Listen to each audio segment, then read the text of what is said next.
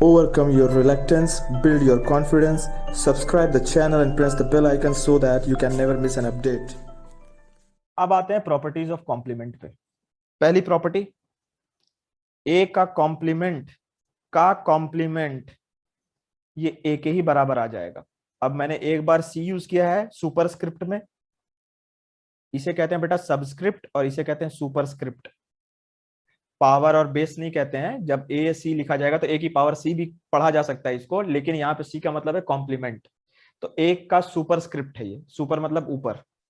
इसका मतलब क्या हुआ, ए का कॉम्प्लीमेंट ये पावर 1 नहीं है। चलो मैं सी ही इस्तेमाल करता हूं तुम्हारा कंफ्यूजन दूर करने के लिए। या बार, ए का बार ये घुमा फिरा के ए ही आ जाएगा। अब ये क्यों आ रहा है, वेन डायग्राम को एकदम दिल में समाना है तुम्हें। ये वेन डायग्राम कभी भी दिमाग से खाली नहीं होना चाहिए। ये अगर मेरा ए है तो ये बाहर वाली चीजें एसी है और ये पूरा बाहर वाला यूनिवर्सल सेट। तो इस वेन डायग्राम से तुम अगर गौर करो कि ए का कॉम्प्लीमेंट क्या है, एसी है। एसी का मतलब क्या हुआ, वो एलिमेंट जो ए में ना हो। अब एसी का अगर मैं दोबारा कॉम्प्लीमेंट ले लूंगा तो फिर मैं इस रीजन में चले जाऊंगा ना। जैसे कि -2 के आगे फिर माइनस लगा देंगे तो 2 ही आ जाएगा ना। उसी तरह की चीज है ये। तो इसे याद करना जरूरी है कि 2 बार कॉम्प्लीमेंट आएगा तो क्या करना है। बहुत सारे प्रॉब्लम्स ऐसे आते हैं जो बड़े बड़े बड़े बड़े प्रॉब्लम्स हैं, एनालिटिकली कैसे सॉल्व करोगे उसमें डबल बार लेना पड़ता है कभी कभी। दूसरा पॉइंट, अब ये रटने वाला पॉइंट है। ए यूनियन बी का अगर तुम कॉम्प्लीमेंट लोगे तो ए कॉम्प्लीमेंट और बी कॉम्प्लीमेंट के बीच का साइन बदल जाएगा। यहां पे कौन सा ऑपरेटर था, यूनियन का, यहां पे कौन सा ऑपरेटर आ गया, इंटरसेक्शन का। तीसरा पॉइंट, अगर ए इंटरसेक्शन बी दिया हुआ था, इस होल का तुम कॉम्प्लीमेंट लोगे तो ये ए कॉम्प्लीमेंट और बी कॉम्प्लीमेंट का यूनियन आ जाएगा। इन दोनों को एक साथ डी मॉर्गन्स लॉ भी कहते हैं। बहुत इंपॉर्टेंट लॉ है ये, डी मॉर्गन्स लॉ। इसको हम वेन डायग्राम से भी प्रूव करेंगे। तो देर किस बात की, फील आना जरूरी है। Set A, set B. अब देखो बेटा, अभी तक हम बात कर रहे थे एक सेट की, अब ये 2 सेट्स आ चुके हैं। ये रीजन नंबर 1 है, ये रीजन नंबर 2 है, ये रीजन नंबर 3 है, ये रीजन नंबर 4 है। क्यों, क्योंकि ये मेरा यूनिवर्सल सेट है। अब बहुत ध्यान से तुम लोग वीडियो पॉज करके इसका आंसर बताओ जो मैं सवाल पूछ रहा हूं, उसके बाद मेरा जवाब सुनना।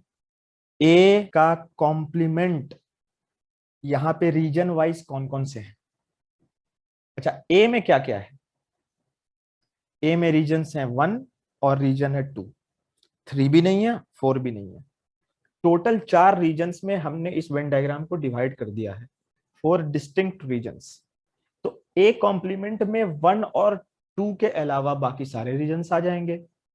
3 क्या ए में है, नहीं है। 4 क्या ए में है, नहीं है, तो वो लिख दिया हमने। बी में कौन कौन से रीजन्स आ जाएंगे, region number 2, region number 3। A union B में कौन कौन से रीजन्स आ जाएंगे, region number 1, region number 2, region number 3। A intersection B में कौन कौन से रीजन्स आ जाएंगे, रीजन नंबर 2 ओनली। तो ये हमारे पास तो प्रीवियस इंफॉर्मेशन है। वेन डायग्राम की मदद से अब हमने क्या किया कि ए कॉम्प्लीमेंट के रीजन्स लिखे हैं, तो बी कॉम्प्लीमेंट के भी रीजन्स लिख लो। बी में 2 और 3 है, बी का सर्किल अगर तुम यहाँ पे ध्यान से देखो तो 2 और 3 ये 2 रीजन्स हैं। तो क्या क्या नहीं है, 1 जो है वो बी से बाहर की चीज है और 4 भी है वो बी से बाहर की चीज है। जो बी से बाहर की चीजें हैं यूनिवर्सल सेट के डब्बे में, वही रीजन्स बी कॉम्प्लीमेंट में आएंगे, तो 1 और 4।